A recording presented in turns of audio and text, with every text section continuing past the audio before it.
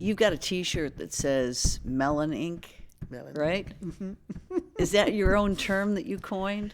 Well, I don't know if I was the first one to say it, but I definitely would say it a lot because after such a long time now, tattooers of color are kind of getting much more of a voice. There's more of a community building, more knowledge and stuff. And the tattoo industry as a whole is more open to these conversations. While it still has its original kind of misogynistic biker roots, as more and more artists come into the industry, those old school style establishments kind of stay in their own communities.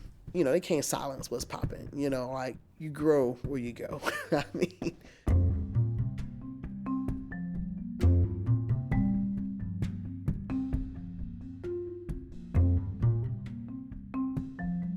Elisheba Mrozik is a creator who expresses herself in more ways than I can even begin to describe.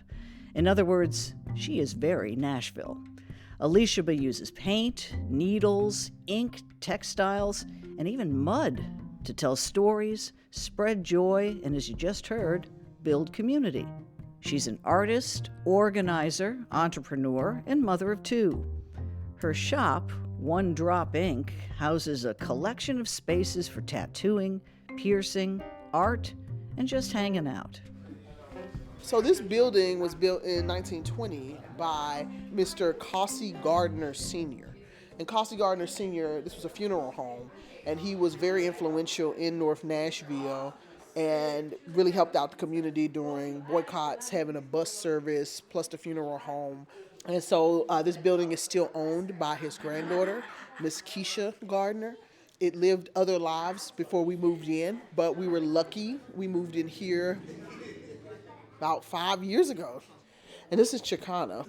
And Mary Stabs is her Instagram. And she stabs people legally. And they ask and pay for the privilege. And this is Kristen's booth. Kristen's right over there. People feel really comfortable with her. And she's also open to doing those big bachelorette parties, which a lot of people stay away from. But she's really good at handling the cowboy boots and the tiny, I love Tennessee's. Bachelorette parties, love her. They come all the time. It'd be groups of 9 or 10 of them arguing over what star to put on the boot. And then one of our tattooers, Leah, is up here.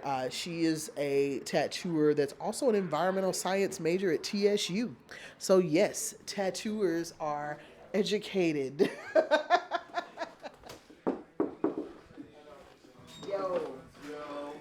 We're going to be working on just a simple cloud with some raindrops.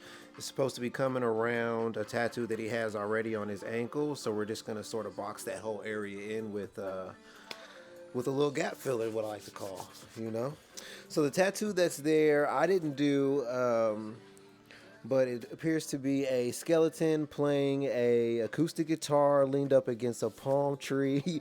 Let me see. On a beach, on a beach. I thought it was a skateboard, but it's not a skateboard. It's on the beach. He nailed it. Is there a little story behind that at all? There is. I grew up on Hawaii, so the palm tree, and I play guitar, and the skeleton's me, I guess. I don't know. Figures and things like that. This is my son, Jake, though. You want to say hi? Hi. You like coming to the shop? Yeah. What do you like about it? I like it because I like the tattoos. Do you have any tattoos yet? No, because I'm a kid.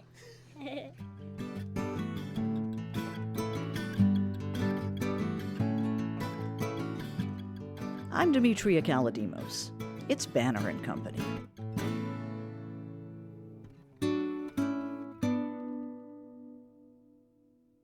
Let's talk tattoos because, you are extremely well known in that realm. I was doing a little research. Lyle Tuttle, the famous rock star tattooist, said it was women's liberation that made tattoos popular. I mean, you can kind of date his statement just by the words he's using, but would you agree that led to wider popularity when women started seeking out tattoos? Well, definitely. I can probably say that is definitely, I would probably say the 60s, just when it became okay for women to just be themselves more, it definitely changed where tattoos were going. And my Queen Mother, Jackie Gresham, was the first black tattooer in America. You know, she started in the 70s, and she worked with some of those greats, the Ed Hardys and the Lyles and things like that. And the industry was just the same way society was, as society became less misogynist. Right. You were able to, be able to express yourself in bigger, better ways. And tattooing was one of them. But women in the industry was still very low until pretty recently. Around the time that I started in 2010, maybe like 5 or 6 years, women really had started more and more coming in to the tattoo industry. And that has to do with a lot of gatekeeping. Yeah. Just as a layperson and observing other people's art, there seemed to be a moment or a period where things got so much better and more refined looking. Mm-hmm. Was that better equipment? Was that better artists? I mean, they went to a whole new level. Mm-hmm. Well, a lot of it was a little bit of all of those things. So, and that's really what attracted me to tattooing, me seeing the art quality of tattoo. Because most people I knew had, some praying hands, baby daddy name, things like that, not, Michelangelo pieces on their skin. And that's really what drew me into tattooing, seeing these portraits that just look like Caravaggio's. And it was all of those things. One, more fine artists were taking interest in tattooing and bringing their skill sets from the fine arts into the tattoo realm. Investment in tattoo started to really pump up as popularity rose and the TV shows started coming out. So people invested in improving equipment better, faster. Bigger companies with more money started putting in funds and started giving sponsorships to artists to convince people to, buy things. And just the economic side of tattooing grew, as well as kinder apprenticeships started happening where people would actually get good apprenticeships and it wasn't just kind of biker street shop deals. And the healing technologies got better as we got these bandages now that stay on for a couple of days. You take it off and you're going to heal perfectly as long as you wash your hands and, clean it off. And it just grew from there, people challenging themselves to grow their techniques, and tattooing being seen more so as an art form has really just, there's some phenomenal artists that are just doing crazy awesome things. The one thing that I think has stymied innovation is everything to do with darker skin. So that is my biggest upset, in that there is still no products out there for darker skin. Like, I make my own products, but there are no products out there that are made for melanated skin. There are no inks. There are no one looking to do so. It's just kind of like, oh, you can't do that. The innovation isn't there. And I've been wanting to create inks for a long time, trying to find chemists that want to go in and think about unique ways to conquer this. I mean, you're telling me we can't figure out a safe way to change the narrative around ink under dark skin? And also the narrative around what looks good has to change. Because in art, okay, we love sepia tone things. Why is it that thought isn't put into the same area when it comes to tattooing on dark skin?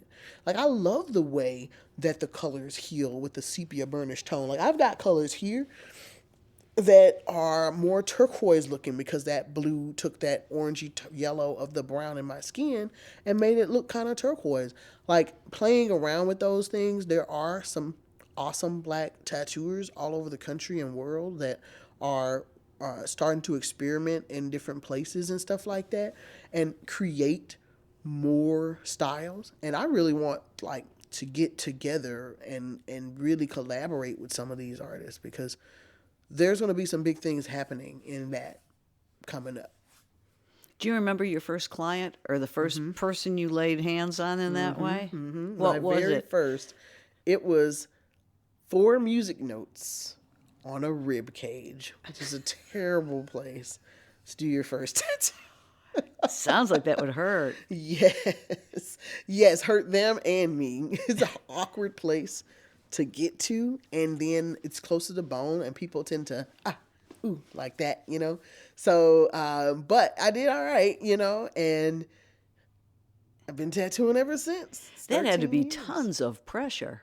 Oh, it takes a manic person to be a tattooer in a way, someone who can just, like a surgeon, like you got to sit and stare and be careful for the entire time. You have to do it every day, and you have to have some confidence that you're going to pull this off, even though you're human and you will make mistakes, but your clientele builds based on your confidence and knowledge to pull it off, your results, and people will let you practice on them. Really? Oh, yeah, because they want to see what's the next cool thing you can do, And I also love the tattooing industry as a community connection device, just to be able to talk and understand humans more, because I'm a therapist slick, just the conversations I've had with people over my 6 and 8 hour sessions and 12-hour tattoo sessions, alone in, their personal space. And you talk about all kind of stuff, and you think about memorial tattoos and talking with people through really tough times in their lives, and just understanding how all alike we are and how we just don't communicate with each other for fear of whatever, Why are they seeking you out? Because of your specialization in melanated skin, or because of your design aesthetic, or everything, probably? It really depends on the person. I've had people come to me and they don't even want one of my style. They want just like a little word or something. They're just like, I want you to do it. I like your vibe, whatever you stand for. Or people who are like, I like your artwork specifically. I like the way you tattoo. Everybody really has their own reason for coming to me. Do you have like a Sistine Chapel project where someone's coming back for yet another addition to their... Oh, yeah. I mean, I've got some back pieces out there I'm chipping away at. That is a classical oil painting one that I'm working on right now. You got a couple more sessions and then a touch up. We're almost there, buddy. And then I've got my friend Shauna. She's been coming to me for some years, and we're almost done covering her entire body. We're on her butt cheeks and I think her feet will be the last things, and then we'll just go in and fillers and touch-ups, but her whole body will be, except for her immediate face here. I'm glad you brought up face. There's jelly rolls out there, even with joke, commercials saying, "What have I done?" Is there something you won't do? Sure. I have said no to a few very dumb things, but also, just like if you're 18, dude, and you come to me and you have no tattoos and you're like, I want mofo on my forehead, I'm going to be like, no, bro, find somebody else, And if you're really serious about it, you'll go find somebody else. You know what I mean? I can't stop you, but I'm not going to do that to you, man. Like, it's just no. Why? Now, if you've already gone and tattooed your face before me, all right, maybe I'll do it then. You've already done the damage, So, but I will definitely say no to things like that. And I always try to give advice to people. Like, if they come to me with an idea, I tell them the truth. It's like, look, either like, I don't think this will look right. I'll give them an explanation why. I'll give them an explanation what I think they should do. And then, I'll also give them a suggestion of another artist that they maybe can try that maybe has a different perspective on it. Because it's just like, I want you to actually be happy with this tattoo. And I'm sure I've got some customers from the past who were not happy, and I always try to do my best to make sure you get the best job. And it's really a service industry. It is, I'm not just painting what I want on a thing, I have to think about you and your life and what's going on your skin, dude. And if you come to me and you're 18 and you're like, I want this giant wee-wee on my forearm. And I'm going to be like, bro, later on when you walk into your kid's school at 45 and you've got this thing on your arm, like you're going to not do this. And I'm not going to stop you from living your life, but I'm not going to be the one to ruin it for you. And I would think, you do have to protect yourself. I'm sure there are legal papers that you sign because you don't want anyone coming back on you. No, I mean, and that's just business. Whenever you're providing a personal care service, you always want to make sure you're protecting yourself and your clients. So, and since I have employees, I have to make sure that everybody is safe. We have to think about things in the personal care space where we're near people's bodies that are exposed in different ways. And so we always want to make sure that we are vigilant and just taking the proper steps to protect people with paperwork and following the laws of the state of Tennessee and the health department of Tennessee, protecting people from bloodborne pathogens and, just overall bad decisions. I like to think that my shop and how I tattoo and approach my tattoo clients is one of community rather than just economy and a transactional service. Like I really love the thought of the history of tattoos that were this community. Like you would go to that, village elder or shaman or whoever, and they would give you a piece. There would be a ceremony with it. It would be when I went to Greece, I got a traditional Maori tattoo from a traditional artist, and I had to talk to him about my life and the things I loved, and I had to wear a special robe, and they had mats on the ground, and it was a whole thing, and it was like I loved that experience, and I'm not a part of their culture. I respected and enjoyed having that experience, but that is a type of thing that can really bring people together in a more spiritual sense just within yourself. It's like, somebody put their energy into me, took time to hear my story and put that into me, and now I'm going to take that out on my journey through life. When you said Maori, you made this gesture of poking. Mm-hmm. I mean, is it like... Well, those are, they have a big needle on a stick, and then they tap it with the other stick to put it in. And it actually hurts less than... Really? Yeah, and I have it like down my neck here and into my skull, and it actually hurt less than a machine. Like the electric machine is definitely going hard. One last question about ink. Mm-hmm. Would it be possible to do almost a negative effect where white or very pale ink would show on darker skin? When I tell you melanocytes are the cells that create the melanin in everybody's skin, everybody has them. Darker skinned people produce more melanocyte. And once you put ink in, it's just in there once. But melanin is continuously created, and two things can't occupy the same space, and so they push between the particles of ink and make them less and less, and that's what causes fading over time. So no, because the melanin is undefeated. It's Banner and Company. My guest is Elisheba Mrozik. We'll be right back.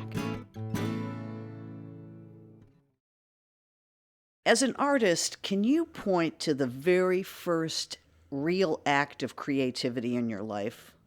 What was it? What about it satisfied you? That is a really good question. Well, ever since I was really small, in maybe like the 3rd or 4th grade, these Disney movies were coming out, and they all had artwork that everybody liked, and I could draw a little bit. And so, I would draw the characters, and the other kids would see them. And eventually, by the time I hit 5th grade, I would begin to sell little drawings of Lion King and things like that to other students for a couple, $1, some lunch money or a snack that I could trade. And that really was satisfying. That's something that I, could do. People wanted and people enjoyed it. So I feel like that was probably my first moment of just being like, wow, I was able to create something and share it. Were you signing these works and proud of it? Yes. Luckily at the time in 5th grade, I did not know copyright law. I'm assuming, though, that the crayon box didn't have all the colors you wanted or needed. No, not at all. And I began kind of working on drawings of myself a little bit when I was very small. And then for a period, I stopped. Like, I really didn't draw myself at all. Like, I would draw everybody else, everything else, but not of me. And it's because, like, the times when I would draw people that looked like me or things like that, I wouldn't get the same kind of reception as I would when I would draw other things that people liked, you know? And so for a long time, I would stay within the confines of what people would react to. And I really think that that kind of time period stifled a lot of the creative ideas that I had thought about and kind of put to the side in favor of trying to do what got a big reaction from people. What liberated that? When I went to Japan in high school, so I was a big anime and gamer nerd. I've got Dance Dance Revolution tattooed on my arm right here. I saw that game for the first time in 2001 before it came out here when I went as a foreign exchange student to Japan. And there were scholarships I had to apply for. You know, I was the only person in Tennessee to get one, and you know, it gave me the ability to actually go on this trip and have this experience after convincing my mom, who was not a fan of me leaving the country, especially one as foreign to her as anything, you know, Yeah. like complete opposite of, you know, a Southern black woman's culture and not knowing anything about it. But still, that experience really changed my life. It really changed how I thought about identity. And it really started having me look into who I was as a human, as a black woman.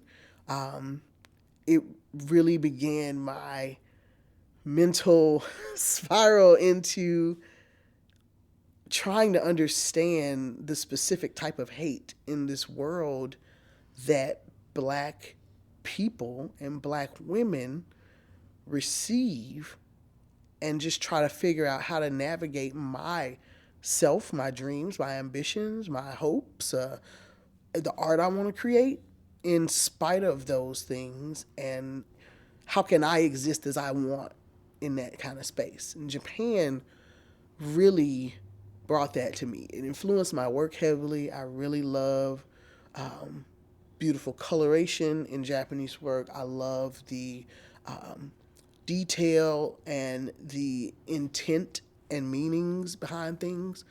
And as I learned more about kind of myself, it grew to also include my own lost ancestral knowledge that I've been trying to reclaim through my work.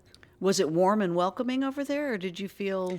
You know, it was, and at the time, being 16 and not knowing the intricacies of the scope of racism, like you knew it was a thing, you experienced it in different ways, and my mom was very much an advocate of trying to tell me about history. So I was definitely not completely blind to what a lot of people seem to be blind to. And I have kind of been trained in a way to be able to see and understand and know that there's deeper reasonings and actions that have happened before that are showing me these effects of today on my life, right? And how certain people have fought to navigate around those things, and how it's all built up to affect how I can live today and the things that I should do so that we can continue to move forward. But Japan was definitely my catalyst into, all right, I'm definitely like, I love to see their history. I love to see the history of a people, how they developed, good or bad things they did throughout history and time. and where that led them to today. Like, I love that. And I feel like as a Black American, like I am missing so much of that. And so much of my identity has been told to me by people who have oppressed me and my ancestors. And it's a long process of waking up. You intentionally looked for a specific spot to plant your seeds here in Nashville. Was that a quick decision? Was it a long decision? I'm talking about North Nashville. Right. Oh, yeah, for sure. Actually, it came pretty naturally when I moved to the city. I didn't know anyone except my cousin who lived here. And, she was busy working. She worked a real job, and I had my daughter. She was 3 years old. And I just started working at a video game store here. And just through meeting people in the retail business, talking to people, finding out things that are going on, my daughter's daycare, talking to her teachers, they all lived here. Oh, North Nashville is where the Black people are. It's the neighborhood that has this history and culture, and Fisk University's there, and they have this art department, and TSU's there, and, maybe there are some people there who know the types of people you're looking for, and the type of community you want to be in. And it led me there, and there I've made some lifelong friendships and partnerships with amazing people. The first shop I walked into on Jefferson Street was Thaxton Waters' old place, which was called Hebroots, and it was a bookstore. And he was a Hebrew Israelite, and he had books and art, and he made it a lounge type space for conversation, almost like a speakeasy. He would have events and stuff. And somebody told me to go there, and I walked in and I introduced myself, and I was just like, hey, I'm Elisheba. I moved here from Memphis not that long ago, and I'm an artist. And we instantly struck it up as we started talking about history, and he was talking about the history of North Nashville. And so we was talking for so long, and I had to finish a project, and I was like, hey, can I go grab something out of my car? I'm trying to work on this canvas so I can put it in the show. I'm trying to get into the art community here. And he was like, sure. So I literally brought in the canvas out the car and just started working on a piece while we were talking about North Nashville and its history. And he was telling me about other artists and inviting me to things. And from there, it really snowballed into me meeting this amazing community of creatives of color and making connections. All of us were really amazing in so many different ways. And it was just so much love there and mutual respect between us, and that's what led us to later forming the Jefferson Street Art Crawl, which turned into our nonprofit today, the North Nashville Arts Coalition. Right.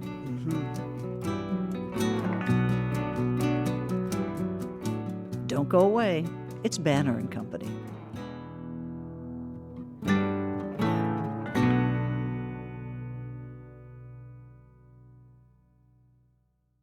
Is there a piece by an artist of color that is a must-see? Yes. If so, what is it? Where is it? And I'll tell you which one I like the best. Yeah, okay.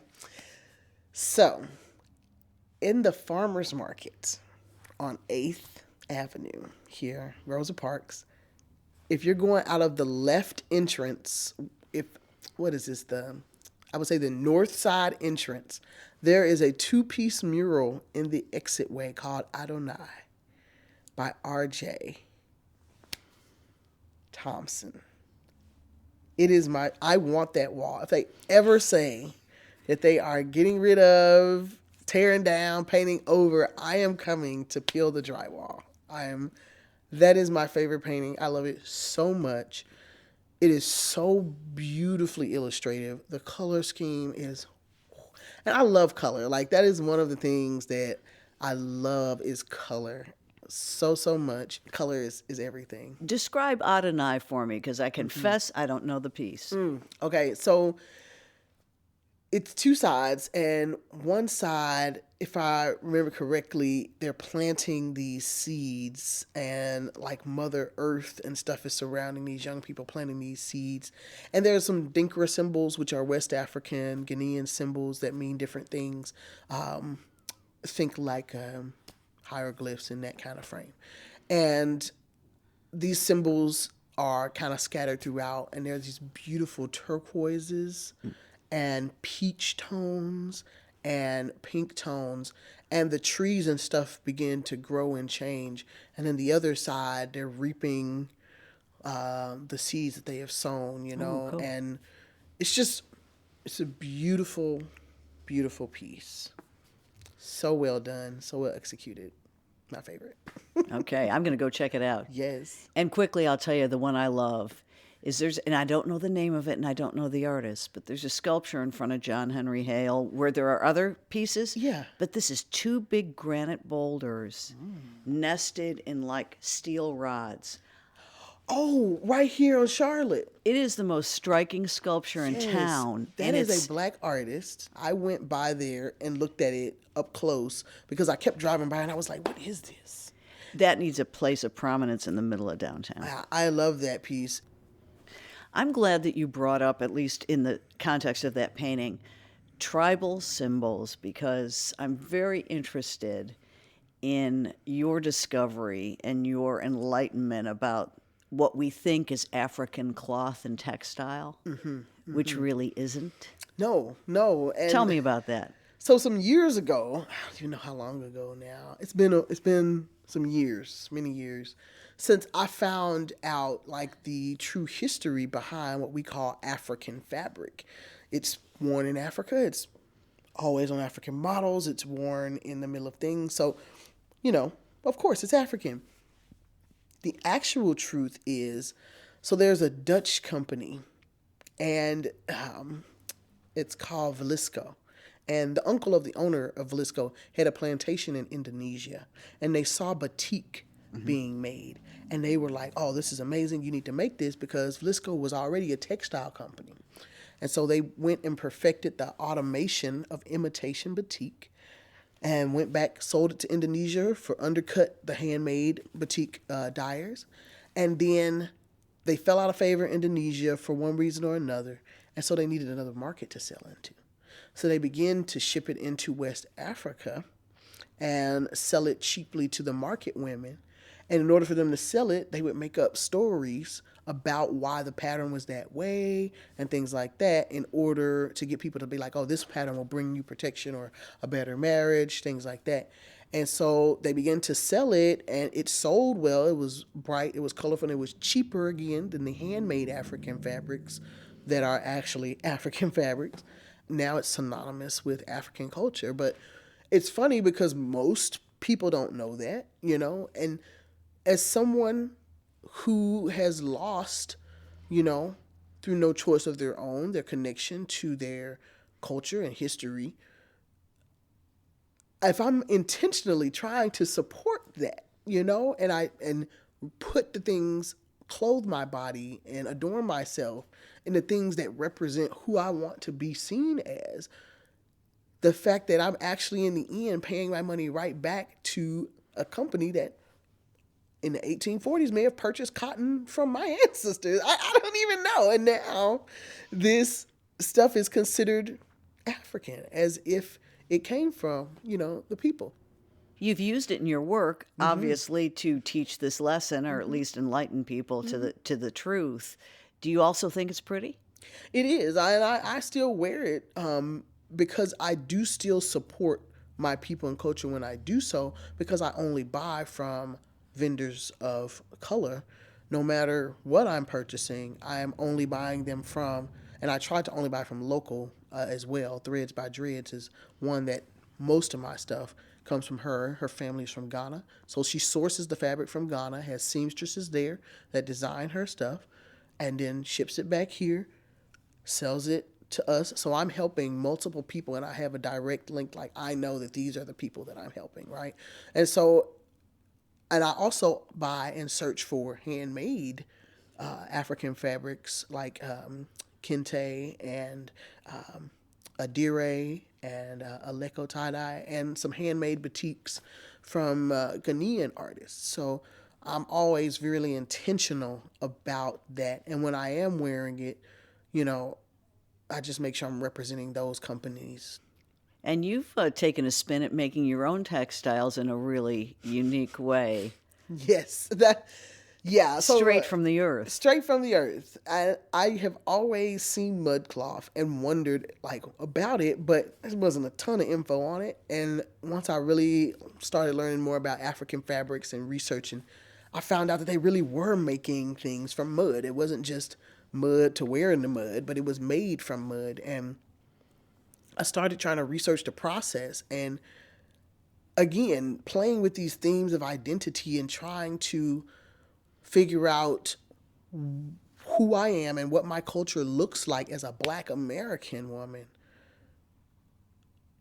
And not always, kind of searching or listening to what other people are telling me, wanting to define those terms for myself.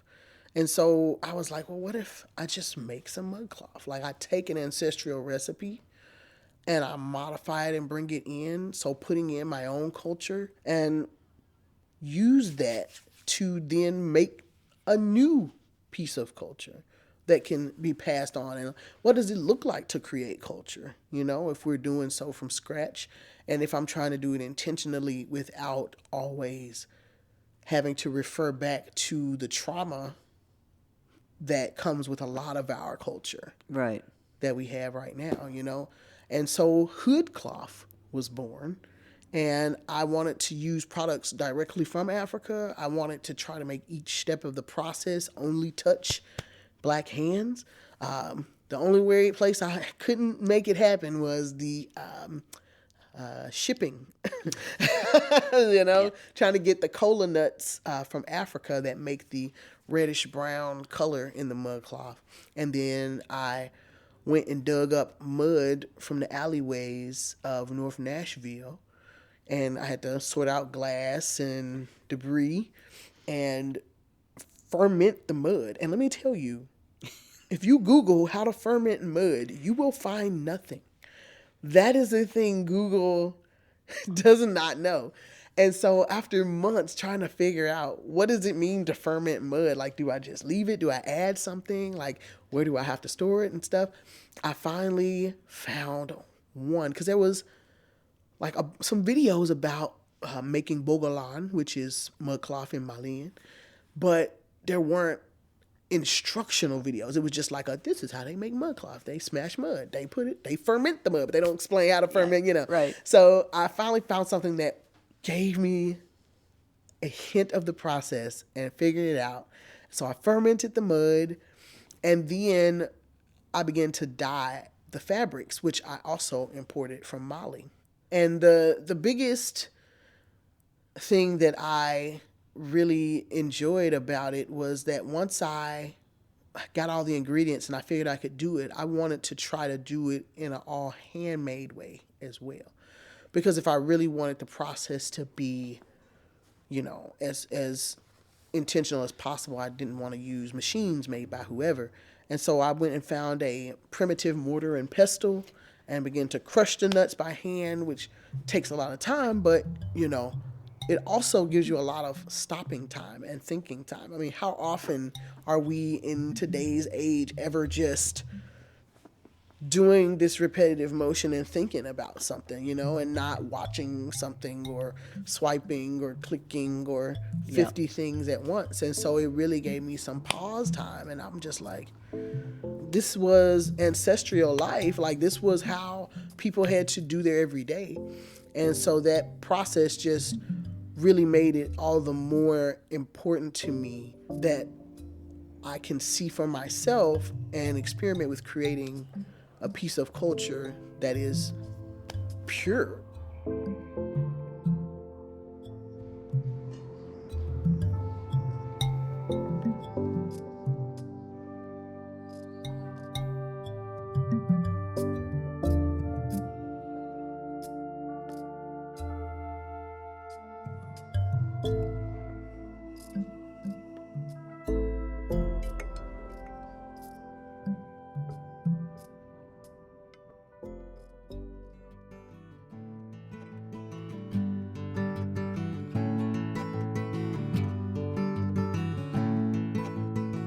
Banner & Company is a production of the New Nashville Banner.